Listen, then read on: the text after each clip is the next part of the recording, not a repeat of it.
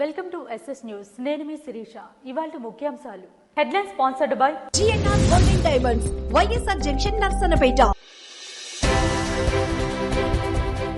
April కు ROB ప్రారంభం. June నుండి కేంద్రీయ విద్యాలయ తరగతులు ప్రారంభం కానున్నాయని కేంద్ర మంత్రి కింజరాపు రామ్మోహన్ నాయుడు వెల్లడి.